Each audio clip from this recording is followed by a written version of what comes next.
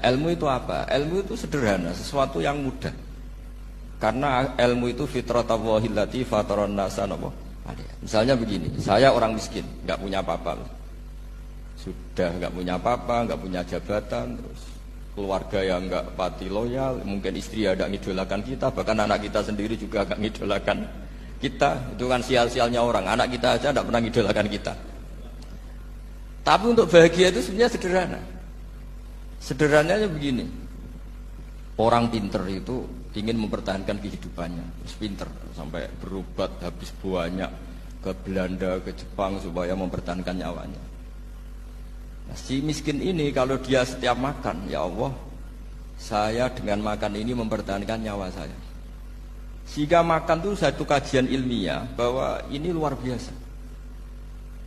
Bahwa orang punya Alphard, punya uang 1 miliar, itu tidak mempertahankan sesuatu yang pokok, yaitu nyawa. Orang tidak punya Alphard itu hidup, nggak punya uang 1 miliar hidup. Tapi kalau nggak punya nasi 1 piring, nggak punya air 1 gelas bisa mati.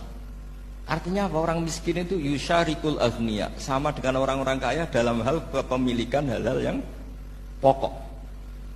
Tapi kadang-kadang orang miskin itu ya nyon sewu agak belagu, sudah miskin ingin punya Alphard, sudah miskin ingin punya, ya dia tersiksa. Harusnya cara berpikir nggak punya Alphard tuh masih hidup, nggak punya uang 1 miliar masih hidup. Yang punya Alphard hidupnya juga pakai nasi 1 piring, yang punya uang 1 miliar juga pakai nasi. Ya kalau itu kan sama, saya punya. Kalau gitu kan bisa miskin rasa kaya. Itu memang harus dilatih. Nah, kalau orang kaya kan rumahnya banyak di mana-mana. Memangnya kalau rumahnya banyak di mana-mana terus tidur di sini 1 jam, di rumah itu 1 jam, malah nggak bisa tidur kan? Tetap aja yang dipakai 1 kamar. Itu gunanya apa punya rumah banyak? Setidaknya zaman miskin itu dia berpikir gunanya apa punya rumah banyak untuk dipakai ya hanya 1. Meskipun suatu saat kalau dia kaya juga berpikirnya agak rubah. Ya penting punya rumah banyak biar kemana-mana punya rumah, nggak apa-apa. Tapi sementara masih miskin jangan berpikir seperti itu. Nah yang menjadi miskin kacau kan sudah miskin berpikirnya gaya orang kaya. Itu kecelakaan. Itu ilmu, maksud saya itu ilmu. Sehingga dulu Nabi ngajari orang miskin itu sederhana. Ketemu orang miskin sama Nabi diajarkan. Nabi diantara ajarannya begini.